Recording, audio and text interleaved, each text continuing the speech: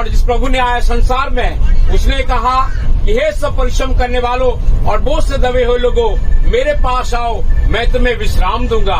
ये बात सच है और हर प्रकार मानने की योग्य है। प्रभु यीशु मसीह पापियों को बचाने, उनका उद्धार करने के लिए जगत में आया।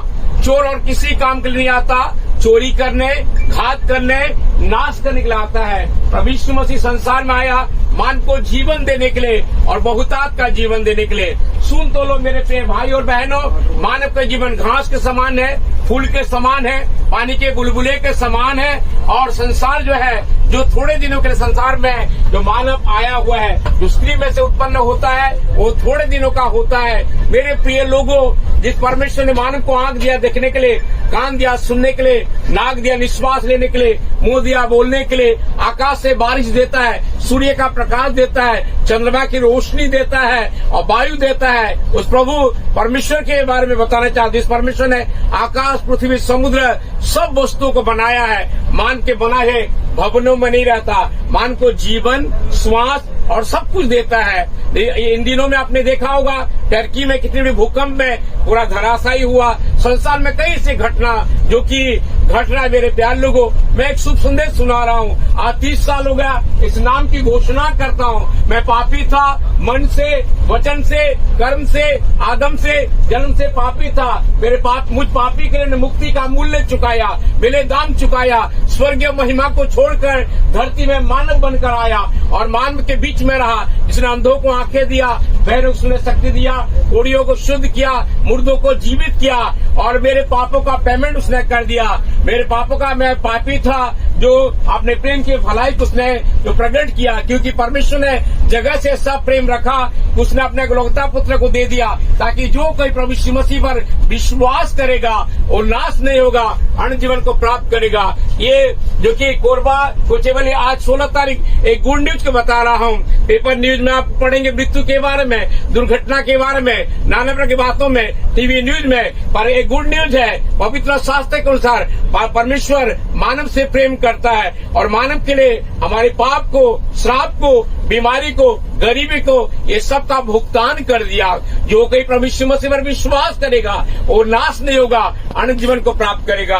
मेरे यीशु जाति नहीं बदलता, मेरे यीशु धर्म नहीं बदलता। मेरे यीशु मसीह पापी को मुक्ति देने के लिए आया, स्वर्गीय महिमा को छोड़कर धरती में मानव बनकर आया। ये बात सच है और हर प्रकार मानने की योग्य है। प्रभु यीशु मसीह पापियों को बचाने, उनका उद्धार करने के लिए जाए, जो कि जगत में आया। हम सब पापी है, मन से, वचन से, कर्म से, आदम से, जन्म से हम पापी है और पापी को मुक्ति चाहिए, पापी को क्षमा चाहिए, पापी को उद्धार चाहिए, पापी को मोक्ष चाहिए, पापी को निर्वाण चाहिए और पापी के लिए स्वयं अपना बलिदान हुआ।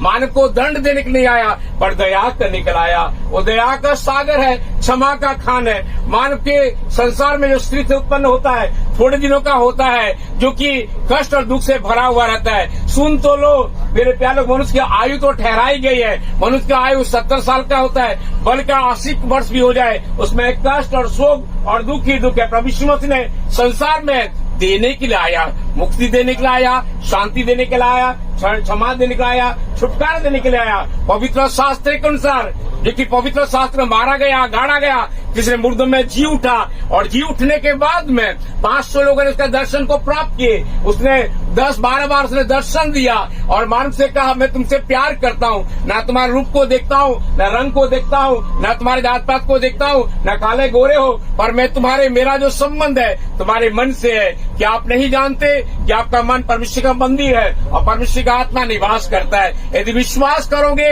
ग्रहण करोगे, पापों से मुक्ति को, क्षमा को, उद्धार को प्राप्त करोगे। देश बदला तो क्या हुआ, दिल कहाँ बदलना चाहिए।